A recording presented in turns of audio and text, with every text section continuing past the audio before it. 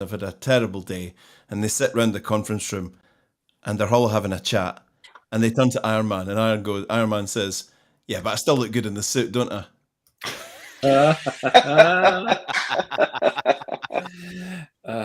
Fantastic. I could even do a little. Do you want a little rim shot for that one? Nice. There we go. There we go. There we go. So, But he still doesn't have Captain America's ass. That's America's ass. Oh, who? He Iron doesn't. Man or Eric? Either of them. Oh yeah, I like it. I like it. I like it a lot. Brilliant. Nice. Oh, look at this. Look at this. I've got a new mug. I might look like I'm listening, but in my head I'm playing guitar, and I'm thinking about buying another one. Yeah. Yeah. That was a gift from somebody that I met on LinkedIn, actually. Oh, that's lovely. That's absolutely lovely, isn't it? It is very nice indeed. Yes. It's amazing, isn't it, how you can form friendships as well as business relationships with people that you meet in this online world that is the world that we inhabit. Yeah, it's fascinating. I had a lovely morning. I met with a digital connection. I met this person on a live show that I do, an industry live show. We formed a bit of a relationship. We've exchanged some DMs and things like that. Today we decided to meet for a cup of coffee. And when we met, we picked off like we were. I'm not going to say like we were. We are friends, but it was like two old friends meeting, and we've never actually met. It was wonderful. Nice. Yeah, and we just it was like Ken Robinson, the TED talker. Nice segue. When he comes back something like 8 years later and says, "So as I was saying," Yeah, just carried on talking. Fantastic. But I think it was Brian Fanzo. Tim told me this quote. Brian Fanzo said, "Social media turns the first handshake into a hug." And actually, that's really true, because when I went up to Aberdeen to see some bloke give a TED talk, I seem to remember it was, I met loads of people there that I had met in this virtual world, and I hugged them all because I felt like I really knew them. Yeah, lovely. Yeah, that's a nice comment there. It's nice to pay tribute that Dave Kay put in there. Wilco Johnson, famous member of Dr. Feelgood, and then went on to do his own work as well. Sadly passed. So there's lovely tributes on social media to him today, and his guitar playing style and all of that, which he kind of invented a particular style. And yeah, nice one. Yeah, I've invented a particular style as well. It's just not one that's normally fondly remembered. Not one that's fondly remembered at all. At all. So, welcome to the digital download, and welcome to everybody in the audience. Good afternoon, Dave. Good afternoon, John. Good afternoon, Ross. Good afternoon, everybody else that is watching. And today, I think we're going to be a little bit more relaxed about things, aren't we? Because it's just us. We haven't got a guest today. But we are, well, maybe that makes it more highbrow rather than less highbrow. Yeah. No, probably not, actually. So today, we're talking about storytelling. And I think that for all of us, I don't just mean all of us on the call, I mean all of us in the virtual world, the idea of being able to tell stories is increasingly important.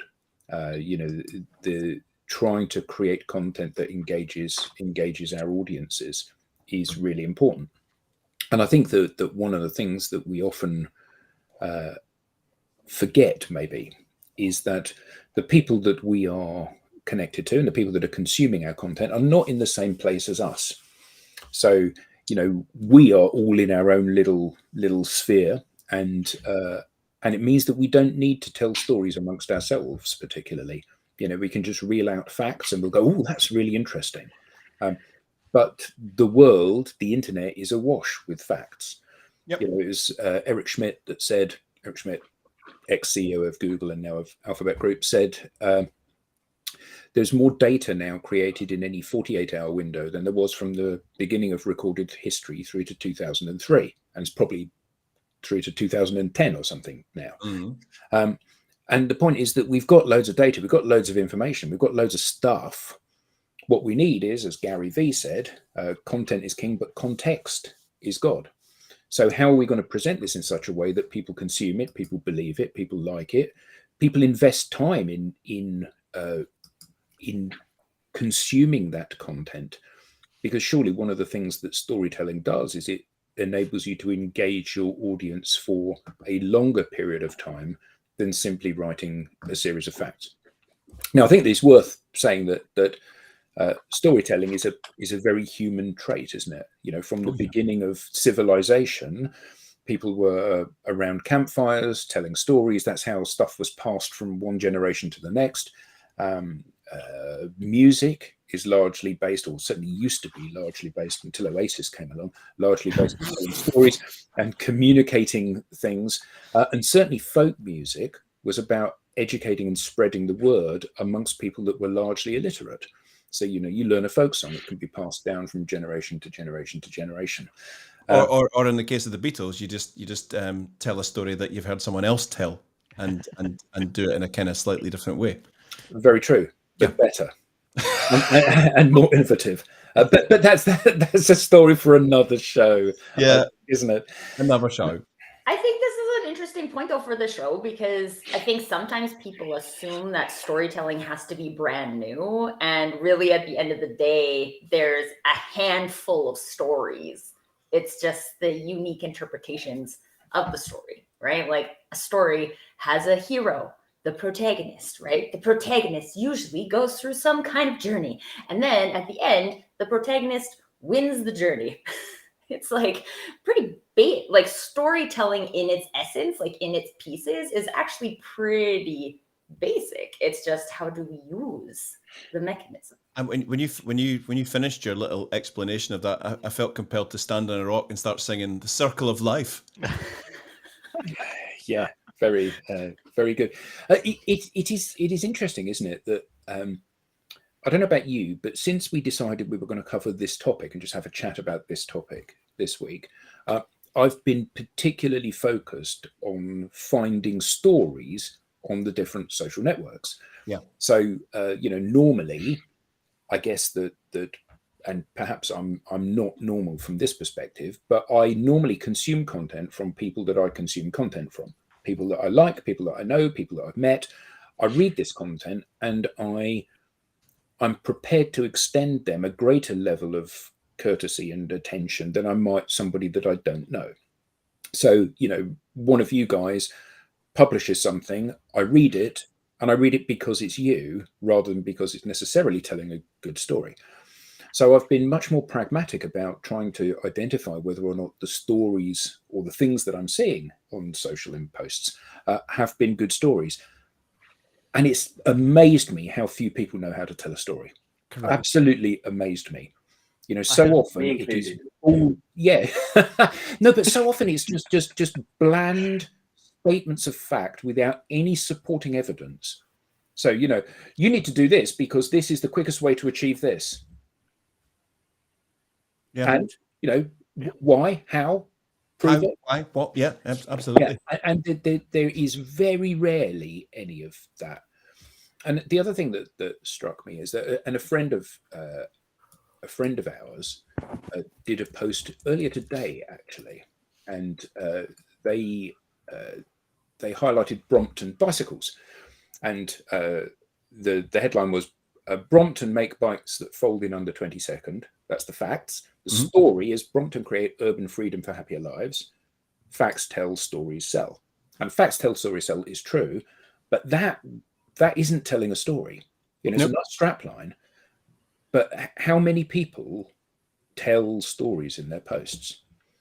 Well, and I think maybe a good starting point here is we have two exceptionally talented storytellers on this very. Oh, thank you. Robin, let's hear it. But the whole TED process is one of teaching you how to tell stories, from what I understand. So go on. Oh, look, there we are. There's a prime example. There's somebody that I hugged first time I met her. Absolutely. Having interacted with her brilliant. On social. I met Beth. I gave her a hug. I felt like I was old friends with her. And we too had a hug. I too had a hug with Beth, but she had to get a stepladder and I had to bend down. Yeah. Yeah, a little bit of a disparity in height. A little bit of a disparity in height. Because she's 8'3" and you're only 4'2", aren't you? Correct. Despite what people might believe. How you tell a story matters as much as the story itself, if not more. Any thoughts? Agreed. 100%. 100%. So you two TEDsters, give us a little bit of background on what you have learned about storytelling, or what aha moments you had during the process of learning to deliver a TED talk. First off, is TEDsters a thing? Because I want to put it on my LinkedIn profile. I'm a TEDster, yeah. Do it. Tracy, I think you should definitely grab this one. Sorry, I was stuck on TEDster. What's the question? So what aha moments did you have as you were going through the process of learning to be a TEDster? What aha moments when you thought, yeah, of course, I never thought about that. That people can kind of take away as things that they can start to fold into their behaviors. So it was really interesting for me because by nature, I am like an ad hoc speaker. I've been a Toastmaster for years, but I've never like written a speech. I had never written a speech before I did my TED Talk. And because they make you write it out, right? So I was like, oh, okay, I'm gonna actually have to do that. And I legitimately never had done that before. Started public speaking in university, right? So the whole time I had never done that. And it was really interesting from that perspective of bang intro, right? You're trying to capture people's attention right away. You're trying to create a story that makes sense, because let's be honest, I talk on a lot of tangents as well. So sometimes it's hard for people to follow. So I had to tell a story that made sense and then leave it with a bam at the end, right? Like, what are people taking away? And it was a lot more structured for me than I've normally done. And it was a lot more structured than I'm normally comfortable with. But what it taught me was that there is this, I don't know, when I think of storytelling, I always think of Star Wars. I don't know, I'm a nerd, what are you gonna do? But like the journey of Luke Skywalker is like the hero's journey. I know we have this in common, Eric. Maybe this is what makes you a good TEDster. Sure, TEDster. But so for me, that's what I was like, okay, well, I have 14 minutes max to tell this whole story that took Star Wars 3 episodes at least to tell, right? So that was the one thing, was the structure, and how it is important to have a good structure in your story, because you want to leave people with something, but more importantly, you want to take the reader or the listener and put them in the shoes of the hero of the story. And that's the activity, right? So when you're developing this talk and you have only 14 minutes to make an impact, how are you going to take the audience and put them into the shoes of the hero? And the activity is the same with a social media post, right? It's a much shorter piece of content, of course, but how can you take somebody and put them in the shoes of the hero? So when they leave, they feel like the hero of the story, not that you're the hero of the story. So that was one thing that was really useful for me. And the other thing, those of you who know me, you know that I talk pretty fast in general. I have lots of ideas. I try to get them out of my mouth. Pacing is a thing that TED is very strict on. They're about teaching you how to pace so that you don't. I had a client once actually tell me that like the Tracy train was rushing by him and he couldn't get on. And I'm like, well, story's no good if it just like blows by you like a bullet train and you can't put yourself in the shoes of the hero. And so that pacing was something that I'm still not super good at, but it's a very important piece of specifically verbal storytelling so that people can be with you as you tell the story instead of feeling like they're trying to catch you. Nobody likes to feel like someone is ahead of them and they're trying to catch up. People like to feel like you're going somewhere together. And that is something that really good pacing can do. So those are probably the 2 biggest takeaways for me. So the first of those takeaways about creating a story in which the reader is the hero and they can empathize with the hero, and then they can be the star of the story. So how do you do that in your typical social media post? So you've got 250 words to write some stuff, and your boss is getting on your back about the fact that you haven't had enough views or you haven't sold enough stuff. So, it so often, too often, invariably, it defaults into some sort of either overt or covert sales pitch. It becomes a once upon a time, this was the case until this happened, and then this happened, and then this happened, and this happened. So buy our stuff, and that's basically what the post turns out like for most people. So how do you not fall into that trap? What advice would you give? The number one question I think is useful to ask in this scenario is, why are we writing a post? Are we writing a post to write a post? Or are we writing a post to tell a story? Because in essence, storytelling isn't just, sure, I remember when I was in corporate and we had to have a social media post every day, and half the time people were just like taking someone else's content or someone else's quote and using that to fill the gap, right? Yep. And you're like, our intention isn't to tell a story.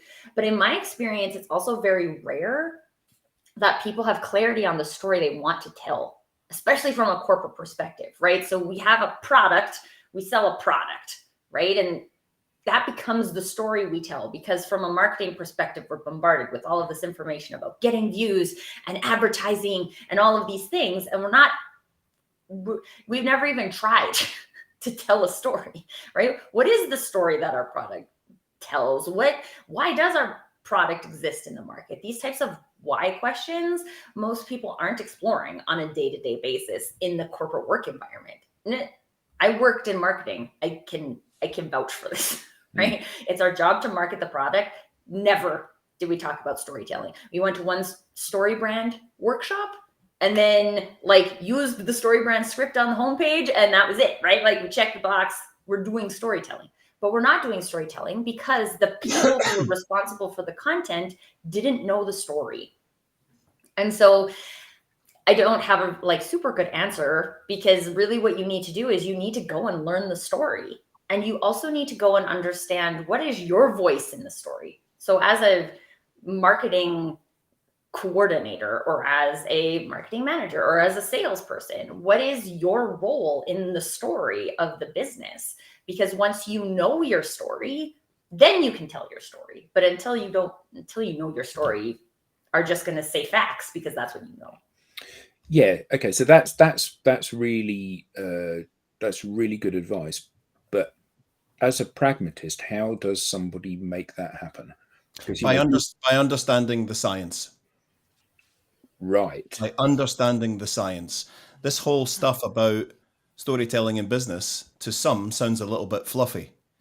Until you realize what we're actually talking about is fundamental, crucial science. And it's rooted, all you have to do is watch Start With Why with Simon Sinek to get a little taster of this, but then pull it through even further.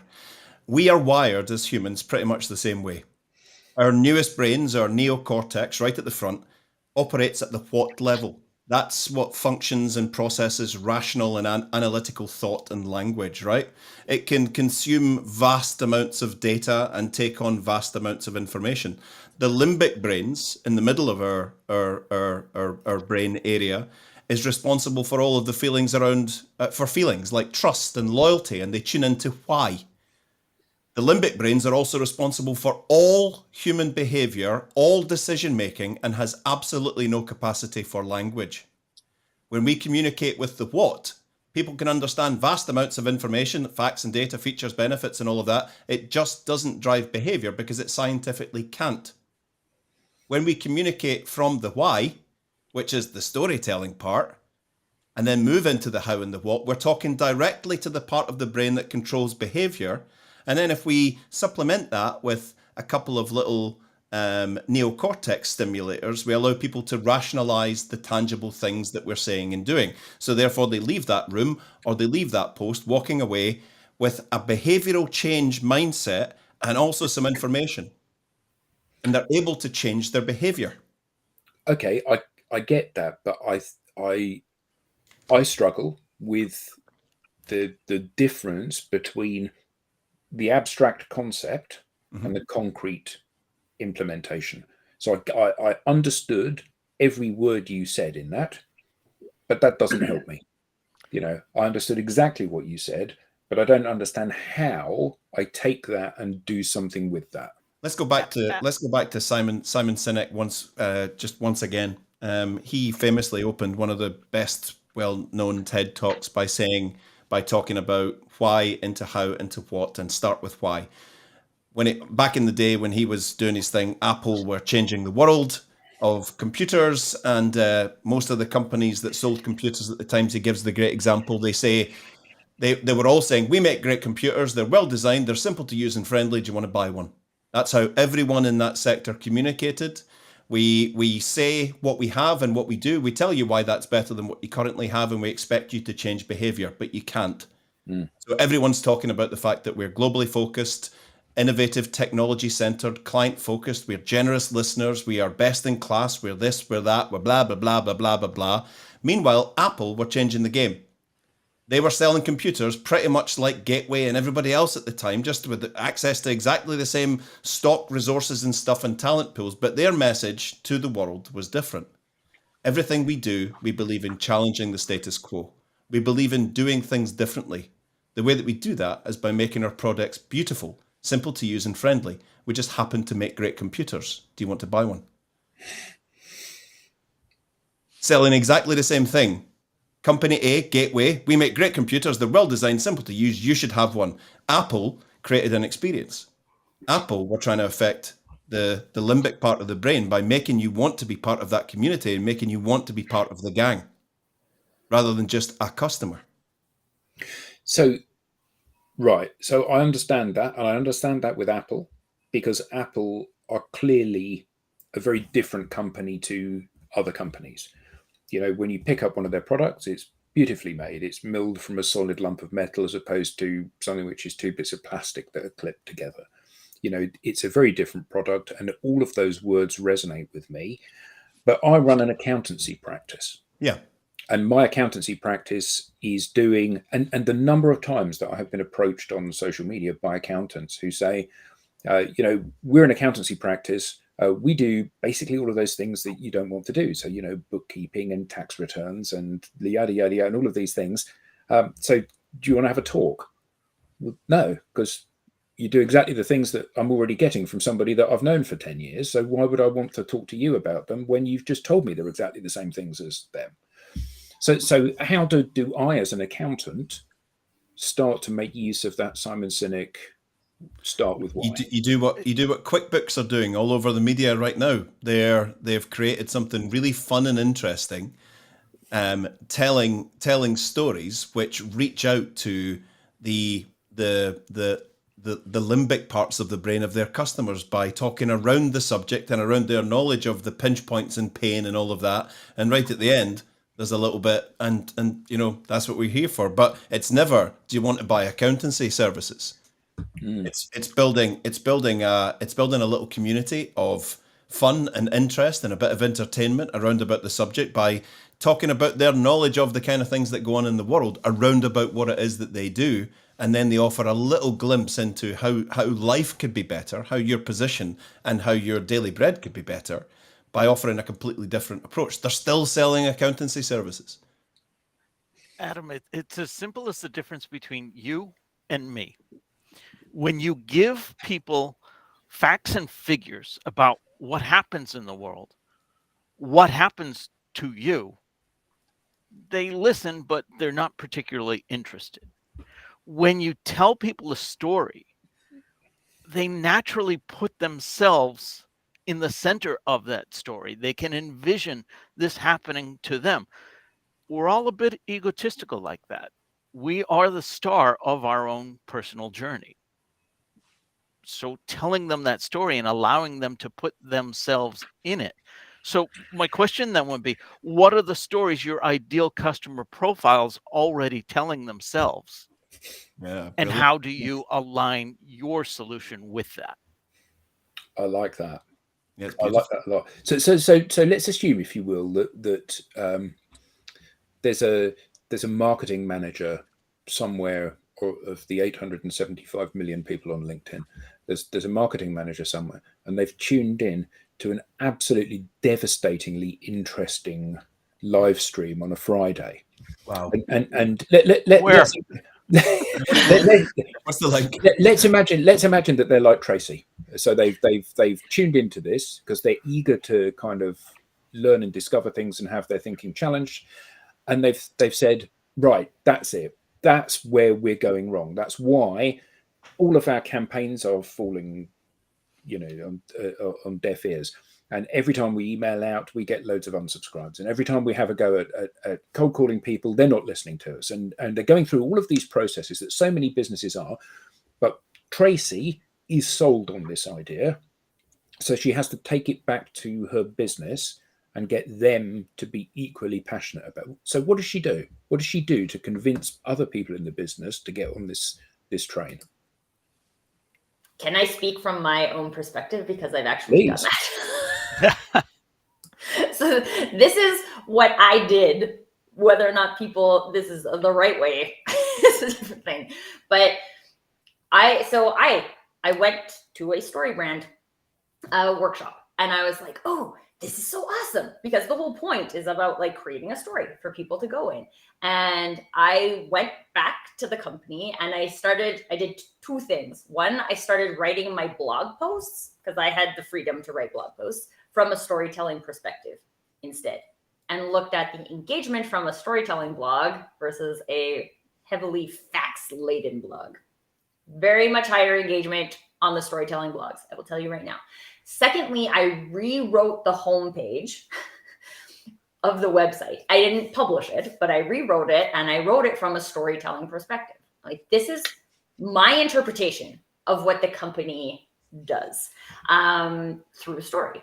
And then we had meetings about it and everything. So it ended up being like everybody's version, which I think is a like watered down version once everybody's opinions are included. But it ended up kicking off an entire website redesign because they were like, oh, the company I worked for at the time is a tech company.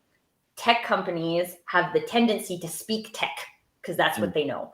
And they like to say, like, these are all the things that we do, and this is why this tech is better than this tech. And then they're like, we have all this content. Now we'll just like SEO optimize it, right? And you're like, we have like 42 pages of content. There were 42 pages on the website at that point.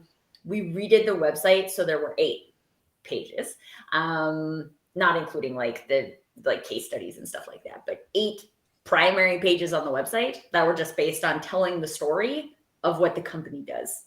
So will that work out in every scenario for every middle line manager? Absolutely not, because depending on how open your organization is to innovation and trying new things, if you're in like a big global organization, maybe start with the blog post piece of it. But there are ways to just like start doing it, right? If you're creating content today, like if you're already writing social media posts, write a storytelling one. I actually, a friend of mine who does another show with me on Wednesday is Passion Break. If there is another show, is there?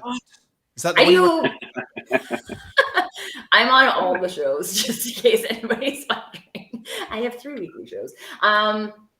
Anyway, so my co-conspirator for Passion Break, Kira Day, she's currently in Costa Rica.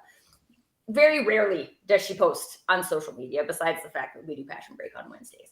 But yesterday was U.S. Thanksgiving, although the both of us are Canadian. But we did a topic this week about gratitude and passion. And so yesterday she posted this post of her next to this like giant tree in Costa Rica, making her look very tiny, although she is legitimately very tiny, about the conversation we had at Passion Break and what it made her start to think, right? So it's all just her perspective, right? It's just people who like, this is just my experience of the conversation we had. And people forget that storytelling can just be your story, right? Like, it doesn't have to be something complex. It doesn't have to be something you create, right? Like, it's not like we show up here and we're writing fiction, right? you can just tell a story about how you experienced. I tell a story all the time about how I experienced my son, right? Like, oh, this really mundane thing happened today, but this is my story of it. And other people are having that experience. So those types of things, just like Rob said, what they're already experiencing, what they're already thinking, people can get in the story. It's very easy access. So this was a really, sorry, I was going to say, this is a really interesting comment on that. So Ross's comment, how crucial is tone of voice in the storytelling process? Absolutely crucial. It's the difference between drawing your audience in and pushing them away. And it's the same for standing on a stage or writing a post. It's that tone of voice is absolutely crucial. I think one of the key sort of thunk moments that I had during, so we had a 14 week training process and prep process to get ready for TEDx Aberdeen a couple of weeks ago. And you only got 11 minutes, didn't you? So Tracy keeps going about 14 minutes. You must feel really shortchanged. Well, actually, it's the currency exchange. Well, we had 12 minutes, but I went a bit over, famously a little bit over, and they're going to have to do a bit of editing. But one of the thunk moments that I had, so we worked with the brilliant guys at AB15, Bob Keeler and Derek Thompson, who took us through their business storytelling program, which was fascinating and has changed a hell of a lot about me and will change more to come. One of the things that came clear to me during this process was that I'd never really, I guess sort of tacitly I'd kind of given it some thought, but I'd never actually sat down and really absorbed this. There's a big difference between presenting and really connecting with people. So this has changed. So going through that process with Bob and Derek has really made me think about, and actually it works digitally, it works in content, and it works on a stage. Are you presenting? Now, at some points in our lives, we've all had to stand up and present. Hi, everyone. Thanks for coming. I've got a few slides. It's a health and safety thing. We're changing the colour of the fire extinguishers. They're going from green to red. No longer use the green ones. Use the red ones. Just transferring information, just presenting. John or Joanne's going to give you out some forms to sign. They need to be in by Tuesday. Thanks very much. Any questions, give me a call. 5 slides, presented, done. You're not really looking to make a super deep connection. You're just trying to exchange information and get that out there. So going from that mindset to, that's fine, do I need to present or do I need to connect, is a fundamental building block for change. If you need to connect with people, if you need to get inside people's heads to the point where you're going to change behaviors, you need to think about connecting. And that's where much deeper thought and skill comes into this. You need to think about meeting people where they are and bringing them along on a journey. To truly connect with people, you need to understand, first off, it's exactly what Tracy said earlier on. What am I trying to achieve? Who am I trying to connect to? What do I want to connect with them on? What level do I want to connect with them on? What do I want them to experience in this? And writing this all down. So this is all the part of the journey and the training that we got was, what do you want people to experience on this? One of the beautiful things that the guys at AB15 showed us, I'd never heard of it before, was Plutchik's emotional wheel. Super, super helpful. Plutchik's emotional wheel. Often on this wheel, I should have brought it along, but I haven't. I don't have it. We can maybe put a little copy of it in the link. Plutchik's emotional wheel shows us that we generally stay when we're presenting or we are traditionally presenting or writing content, we stay in sort of danger zones of emotion. But actually, if you use linkages on this emotional wheel, you can actually craft out where your post, your pitch, your presentation, whatever you're calling it, or your connection that you're trying to make is actually taking people on this journey. The more spots you can hit, the more effective you're being in getting people to rise up with you, to come down with you, to start supporting you, to start feeling sad for you, happy for you, all these things really affecting those parts of the limbic brain, really affecting and getting all the behavioral change modes firing in there. So I had a couple of Bob used to keep saying to us, don't tell us, show us. Don't tell us, show us. Now, even that's pulling through to content. For me, that's become really helpful. Okay, I get what you're saying. Don't tell us, show us. Maybe I can show a small video at this point. Perfect. Or I can show a picture. That's great. We can't always do that with our content, but we can do it with text. We can actually show people a little bit more rather than just telling and just saying, this is great, you should buy it. You can actually show it and demonstrate it through text, through an example, something that they're going to be able to relate to. Oh, look at that. Plutchik's wheel.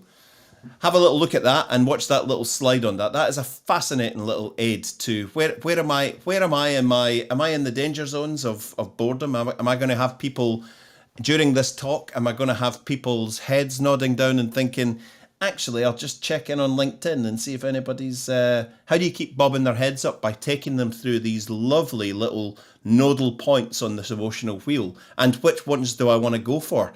If I'm looking for ecstasy at one point, if I want them all to be... I want to play around serenity, move into joy, and then pull them into ecstasy. If I want to move into a bit of terror, I want to play about with apprehension and fear and then hit them with a sucker punch of terror and then pull them back out. Start to get them into surprise and distraction and all these, and you can weave all of these elements into your pitch, your post, your onstage presentation. One of the a couple of days after TED, Bob wrote a great post and he spoke about the training program. We had 8 group sessions, 5 online drop-in clinics, 3 one-to-one coaching sessions, multiple videos and e-learning modules. We all put in for a 12-minute talk. We all put in over 40 hours of work. I personally put in about 60 hours of work for a 12-minute talk. That sounds like a lot of effort, but it got results. That simple maxim applies to everything that we're doing in what we call public speaking, which I think is a horrible term, or presentations. But he said so often we see, and we see this in content as well as people standing on stages. So often we see people finding something that kind of works for them a little bit because they feel comfortable for it, but it's ineffective. He calls it, number 1, the fling and wing approach. Chuck a few slides together and wing it. Disastrous. Absolutely disastrous. This is from his post, reading text slides, promising, well, I won't go through all of these, and then going through them all. And then going through them all. And you can see everybody reaching for the mic. It makes me laugh when somebody says, I'm not, you probably can't read this at the back. So what the hell have you put it on the screen for if you know the people sitting in it can't read it? Yeah, absolutely. You know what's funny is as I'm listening to you talk, Eric, it's amazing, and I'm thinking, so what is the commercial value of storytelling? What are the facts? Yeah, wait a minute, Alex. Eric is telling a story, and you're putting yourself in the center of it. Yeah, brilliant. The next thing he said was standing at a podium, stiffly reading a script with polished corporate slides on the big screen behind you, and everyone thinking, well, this could be a robot doing this, or anybody. There's nothing about this person that's adding any value to this. And the last one, which we see all the time, talking about themselves, their own organization's achievements and awards, instead of letting the audience know how you can properly help them and add value to their lives. So let me just run through a little bit about us. That's enough about us. What do you think about us? And then that's enough about us. What do you think about us? And the last one, which is a bit of a revelation for me. Throughout my life, I've thought I'm pretty confident on the stage, and I kind of cringed when I heard him talk about this. And when he put it in his post, because everything's changed for me now on this. Over 50 hours of work, I reckon, for a 12-minute presentation that we all put into that. I've been guilty of thinking, I like being on stage. I'm a bit cocky. I'm not going to bother rehearsing because I'm just going to wing it. I'm just going to wing it. I know what I'm talking about. So there's no structure there. There's no flow that Tracy talked about. There's no context. There's no turning point. There's no resolution. There's no call to action. There's just a big, bold, brassy person standing on the stage, just going off on tangents, and everyone going, "What is going on here?" I'm intrigued, and it's quite entertaining, but I'm taking nothing from this.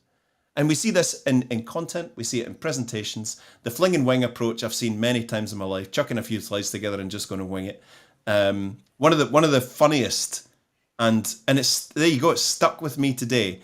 Was a very, very droll and dry Scottish projects director standing up to talk about a huge project in Brazil. And he was the project director of this, a multi-billion-dollar project. And he was presenting it at a kickoff meeting. And Neil stood up and he spoke very much like that throughout the entire thing. This is a picture of the project. This is a picture of the vessel. This is us at a client office. This is the office that we set up. So we went over there, and this has stuck with me for life. I find it incredibly funny. It was the first time I'd seen someone do something with this confidence at a presentation. Was he a great presenter? No, but he did something great during it. He said, so we got over there, we set up the office, we hired some staff, and I'm just going to show you what happened. And the next slide, he's flicked to a blank slide, and he just stared at the audience for a good 20 seconds. Which is a lifetime, isn't it, in that situation? A lifetime. And he went, that's right. Everybody's thinking, is the slide broken? Has he lost his place? And he went, that's right. What happened was absolutely nothing. Nothing happened for 6 months. And I thought, there you go. There's a guy who's just been asked to give a presentation, but he's done something. I mean, that was probably 15 years ago, and I still remember that today. I still remember that little point. So the not rehearsing part, I'm just going to give it a go. I know what I'm talking about. There's loads to learn there. For me, just to close off on your initial question, what learning? This is going to sound really, really, really fluffy and nonsense, but one of the things that I had throughout this entire process was I had a kind of clunk moment in a few of our classroom sessions. If this was, I don't know if this is going to translate to Boston and to Calgary, but you know what the Great British Bake Off is? You know what that is? Have you seen it? Sometimes a few of the bakers end up with a soggy bottom. It's got a soggy bottom, or it's overbaked. A few of my homework sessions where I went in to present my homework, a few of them got a soggy bottom, got a dry hand clap. But one of the revelations that I had, which has changed everything about me, was stop trying to do this in a way that's trying to have pizzazz or have flair that you think other people want to see you do. Just feel it. Just feel this. Just take a deep breath. Have a think about what you're trying to get across. How can I put this across in an authentic way?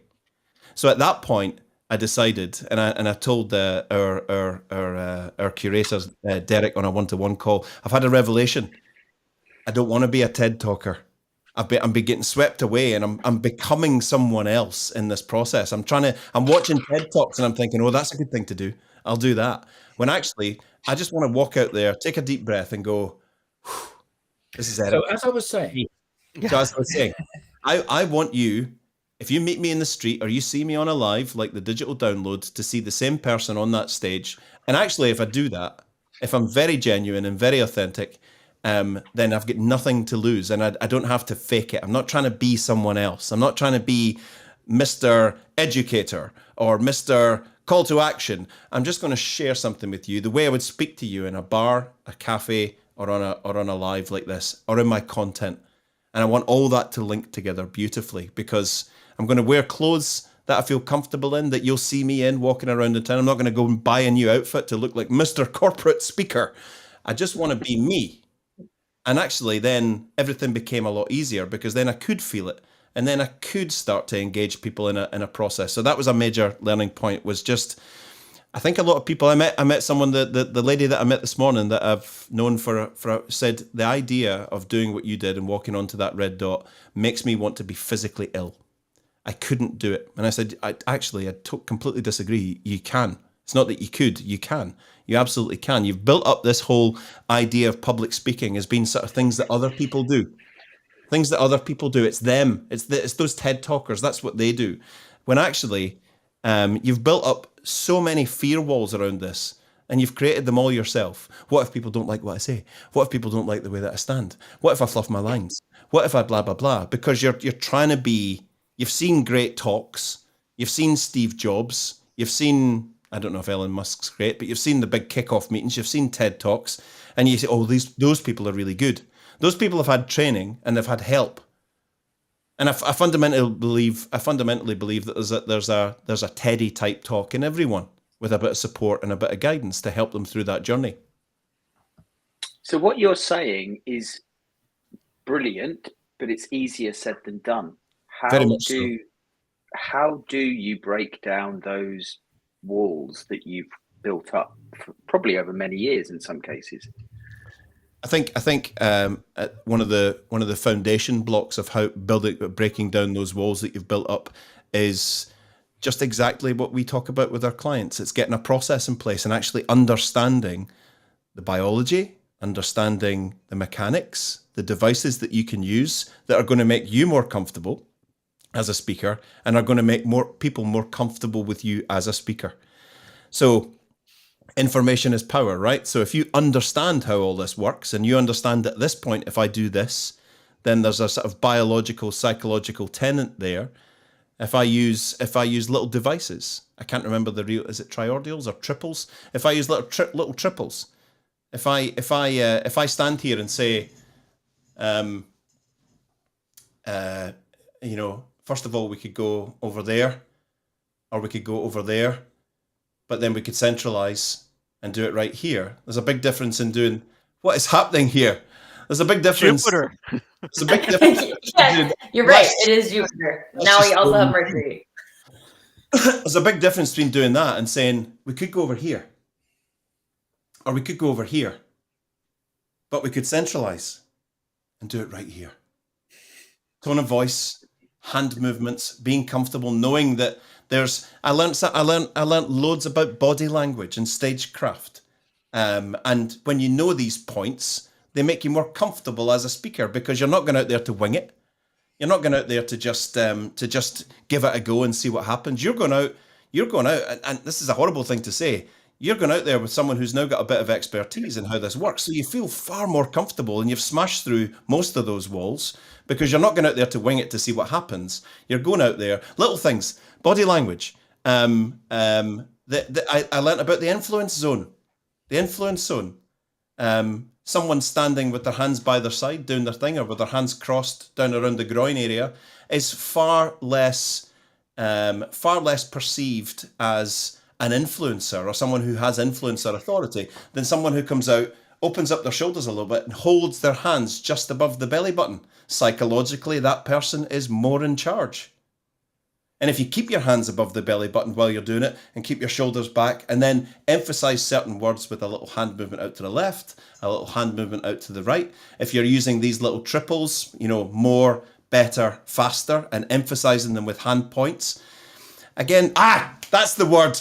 A tricolon. He has been listening along the way. He didn't say anything bad then, isn't it? It's his fault. Yes, he caused all of this. So in answer to that, how do you get someone to the point where they are not terrified about all those walls? Great question, Alex. And I think a huge part of it is to understand the process, understand the devices that you can use, and have a framework that you can use to apply to anything, your content, a stage talk, or a pitch, or whatever it might be.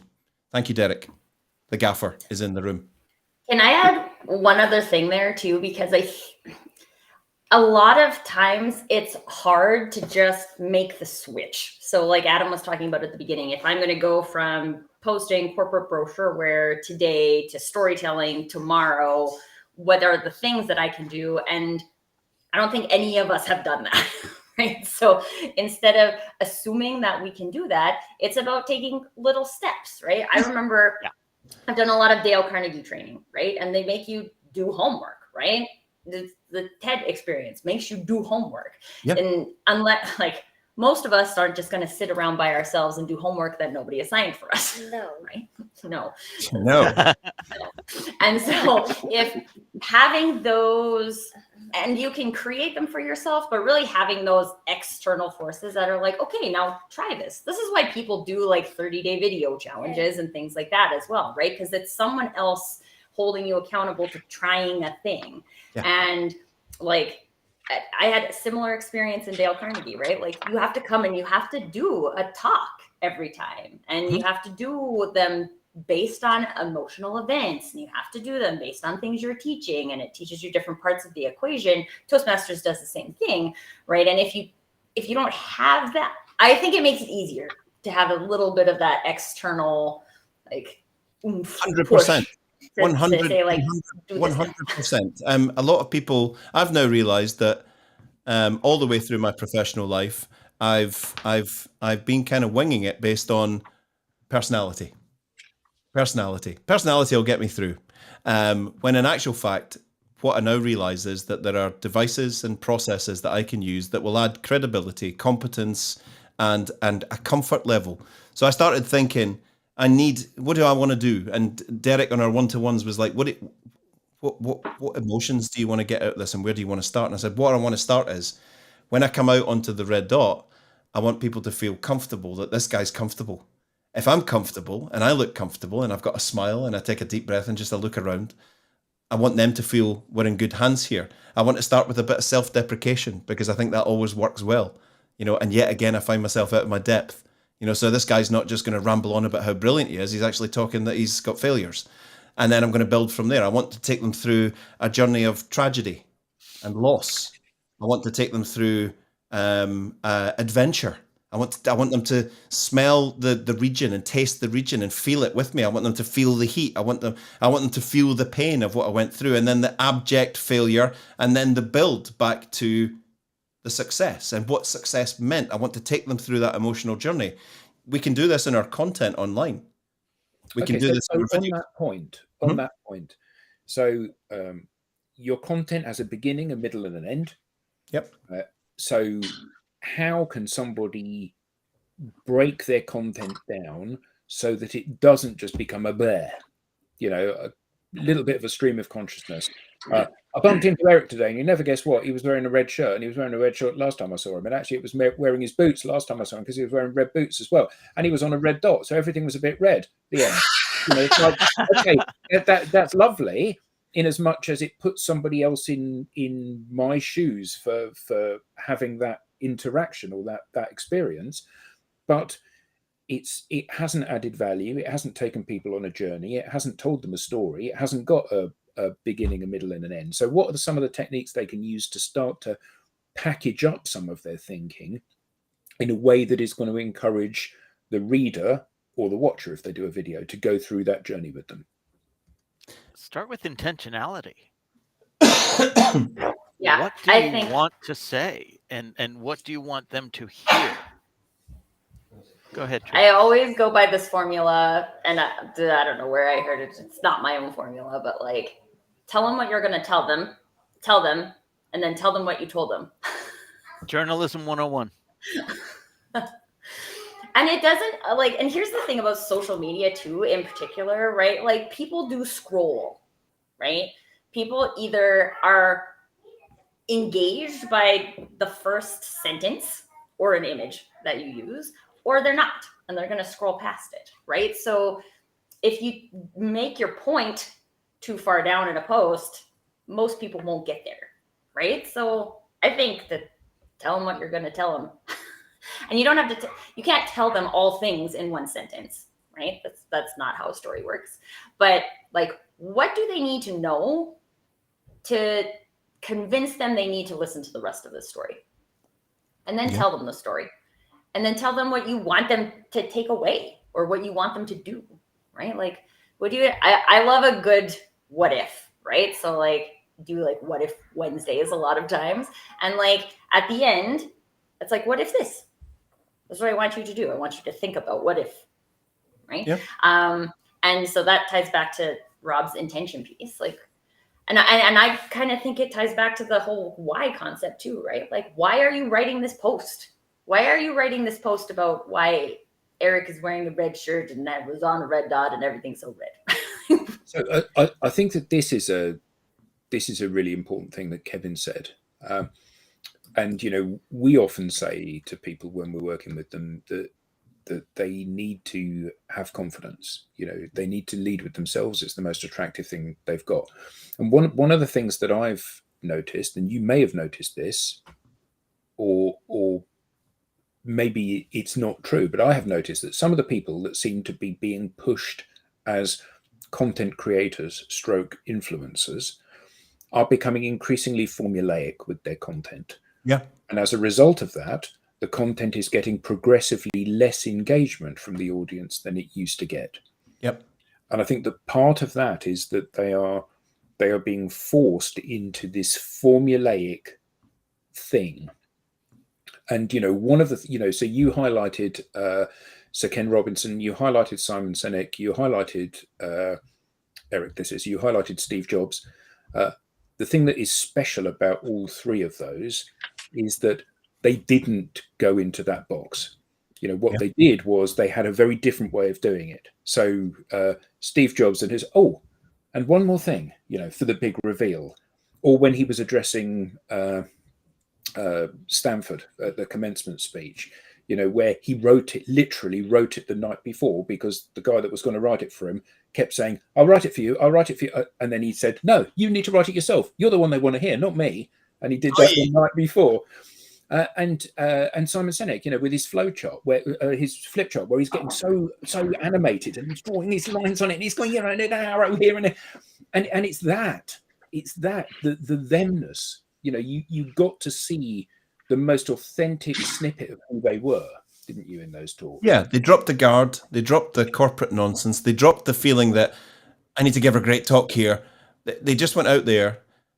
I have to preface this by saying that their version of themselves was worth listening to. And I mean that with love and tenderness, that just telling people to be themselves isn't always the answer. No. It just so happened that lots of people who've done great work in public, who went out there and were themselves, their version of themselves was actually worth listening to. That's not going to work for everyone. I'm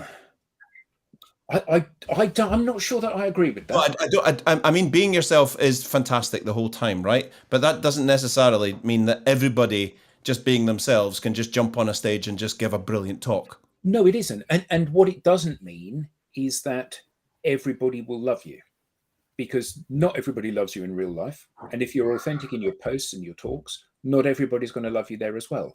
But actually, therein lies the beauty of this. Yeah. If you say to somebody, I'm really good at these things, but I'm really crap at these things. So if these are what you want, I ain't your man. Now that's lovely, because actually, what future is there for you to have any sort of relationship, either business or romantic or friendship, with somebody who values the things that you are not good at? Whereas if you can find somebody that says, yeah, those things that you're rubbish at, I don't care. They don't matter to me. These are what matter to me. That's perfect for a business relationship. It's perfect for a partnership, because you want somebody that says, well, those things that you're good at, I hate those. These bits that you hate, I love. Great. That. Well, there's no argument about who's going to do what in this relationship. And those people are out there. The clients are out there that say, I'm buying you for this little niche here. Mm-hmm. And that kind of forthrightness of being the most authentic who you are, the good and the bad, the little peculiarities that we all have, leading with those draws to you people that value the things that you're good at and you like.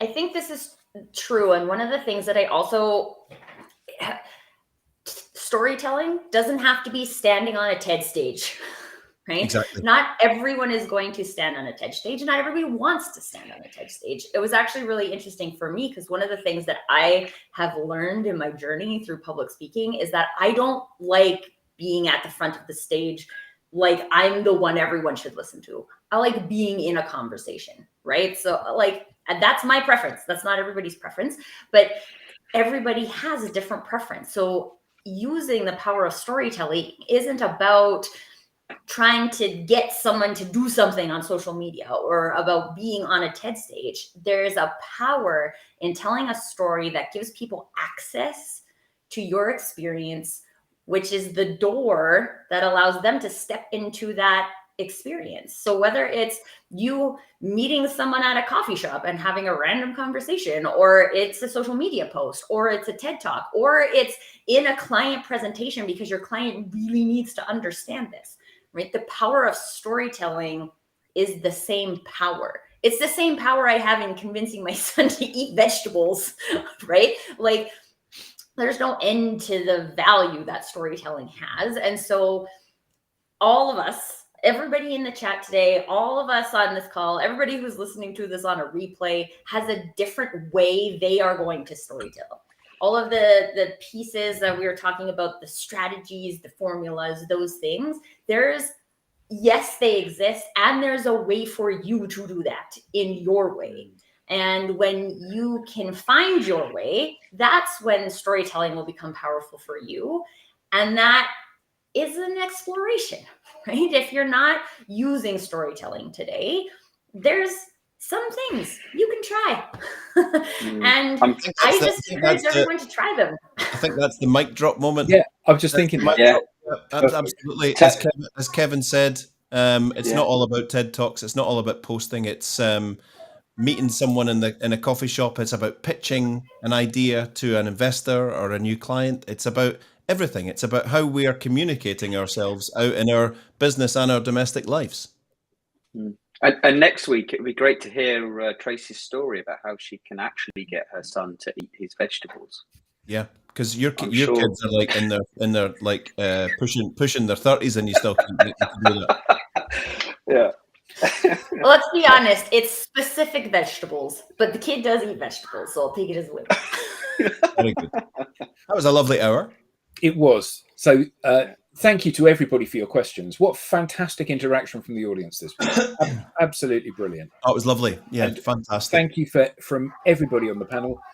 We haven't introduced ourselves. We don't need to introduce ourselves. Everyone knows who we are because we're here every bleeding week, aren't we? So we're famous. We're LinkedIn famous. We are. So everybody, thank you all very much indeed.